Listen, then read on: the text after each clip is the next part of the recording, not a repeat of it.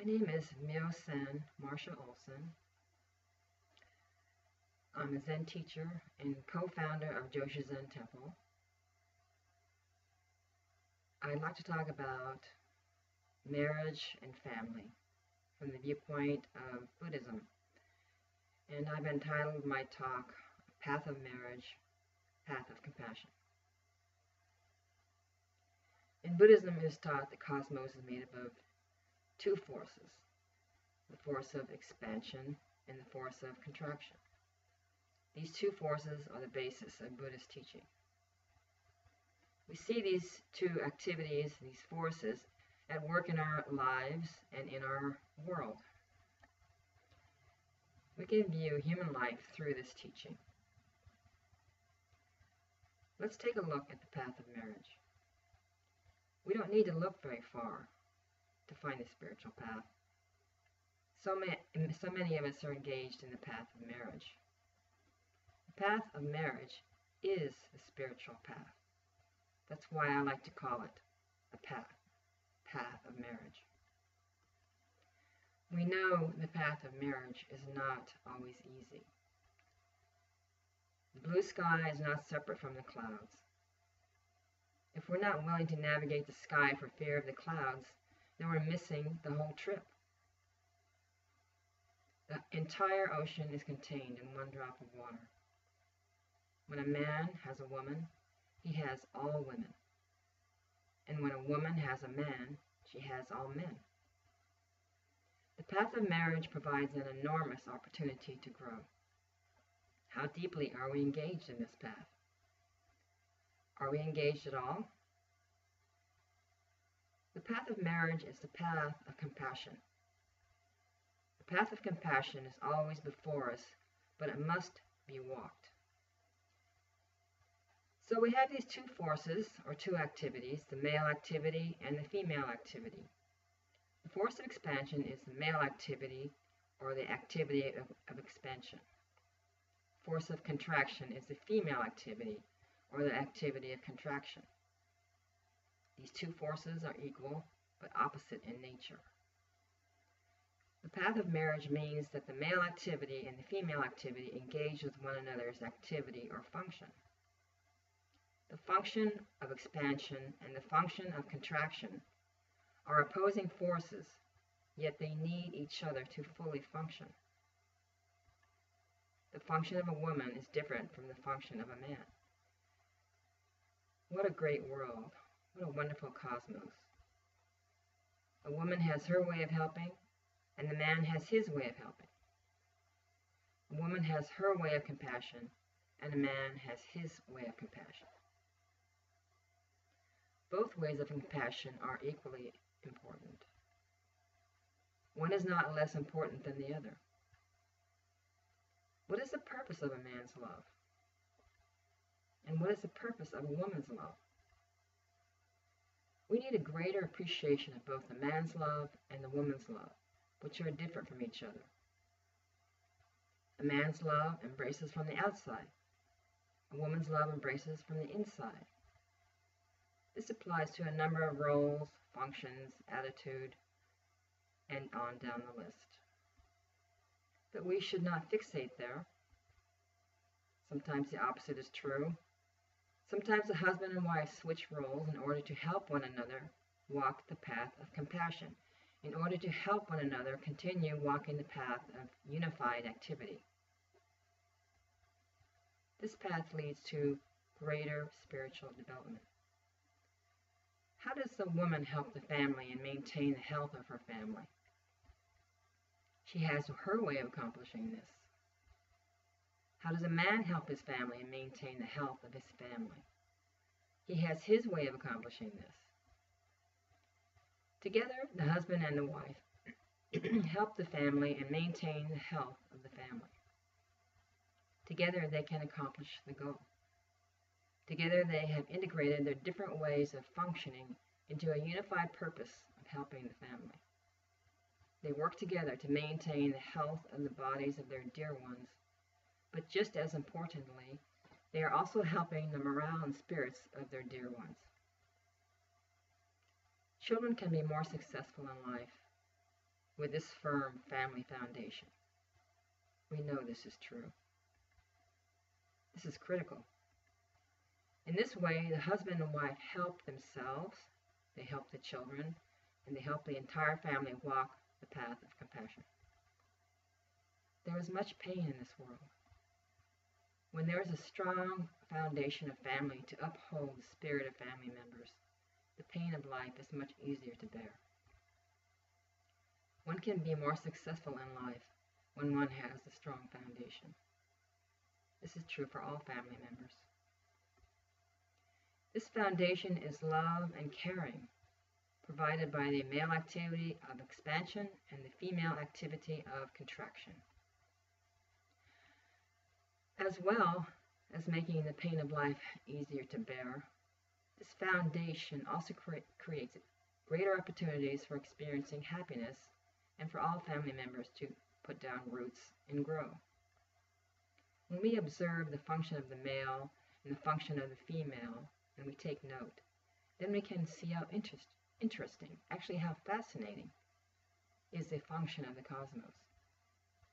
This is the working of the cosmos, expansion and contraction. If we walk the path of compassion, it gets more and more interesting. The wife has compassion for the husband. The husband has compassion for the wife. This provides the foundation of compassion for the whole family. The children can learn how to take up their roles in their family and in life. They learn how to walk the path of compassion. So there are frequent times when the wife must give up her natural inclination to contract and unify with her husband in order to expand with him. And sometimes the reverse is true. The husband must frequently give up his natural inclination to expand in order to unify with his wife and contract in unity with her. Sometimes this can be quite pleasant. Sometimes it takes more effort. It is not a happy thing for the wife to do only what she wants and not tend to the needs of her husband. It is not a happy thing for the husband to do only what he wants and not tend to the needs of his wife. Ignoring one another's needs leads to an increasing shortage of compassion. Not unifying with the activities of one another leads in a negative direction. The wife must accommodate her husband and his needs. The husband must accommodate his wife and her needs. They each have different ways of caring for one another's health, for example. One gives from the outside, the other gives from the inside. This is practicing true charity. One must increase, the other must decrease. Then they reverse. They must accommodate each other. This is an activity. They must increase and decrease together. They accommodate one another's expansion and contraction. This is the path of marriage. Sometimes the wife should expand along with her husband, and sometimes the husband should contract along with his wife. The husband's activity is expansion, the wife's activity is contraction. However, male and female should not be attached to their own particular activities. They have to learn how to let go. Then the wife is able to expand with her husband to help him complete his activity, and the husband is able to contract with his wife to help her complete her activity. This is how they walk the path of marriage, hand in hand. This is the path of compassion and true charity. In this way, they transcend fixated self. In this way, they manifest zero together. Expansion, the plus activity, disappears into contraction, the minus activity. Conversely, contraction, the minus activity, disappears into expansion, the plus activity. Male and female unify to manifest the whole. Each of them must give and give, and after that they must give more.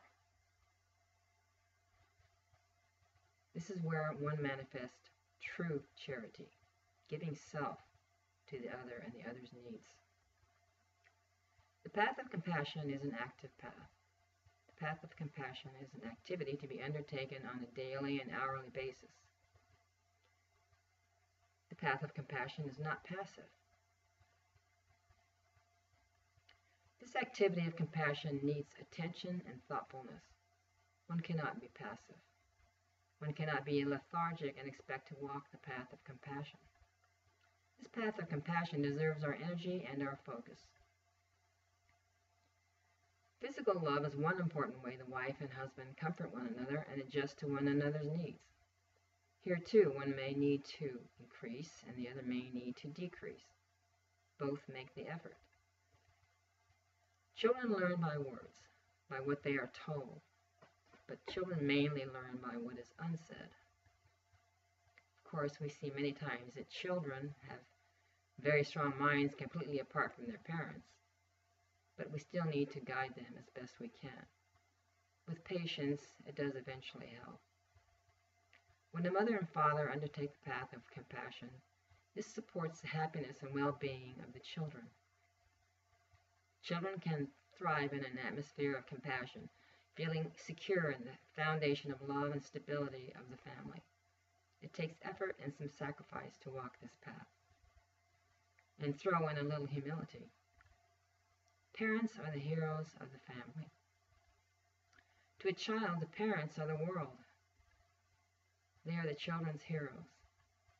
The parents are providing the example for the children so they can go forward, having been given the example of compassion. Going forth to the future, this provides the strong underpinnings for the success of our culture, a culture of compassion and freedom.